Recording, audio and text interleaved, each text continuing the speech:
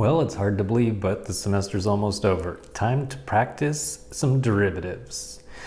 So for this first one, take the derivative on both sides.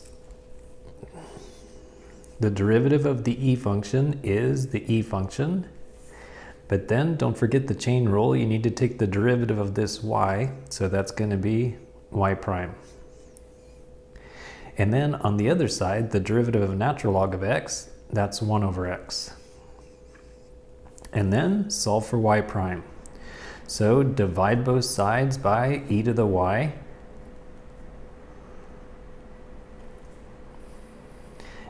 And then this could actually be written as a function of x because e to the y equals natural log of x. So right here, I can replace that.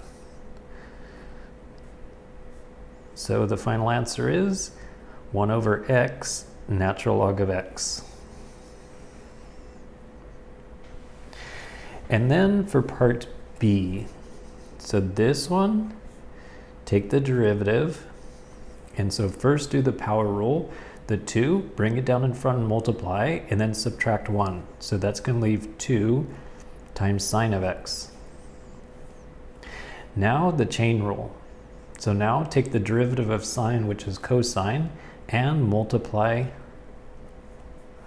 And that one is already finished. For this one, you could do implicit differentiation like I did over here, and that would be fine. But with this one, I noticed that I could take tangent inverse of both sides and then solve for y. Then the derivative, well, the derivative of tangent inverse is 1 over 1 plus x squared. And in those 2 steps, I'm done. Then what about d? So for d, the derivative of sine inverse is 1 over the square root, 1 minus, and then something gets squared. And the something is whatever's inside the parentheses. So that's going to be the 5x gets squared. And now do the chain rule. So take the derivative of 5x, which is 5,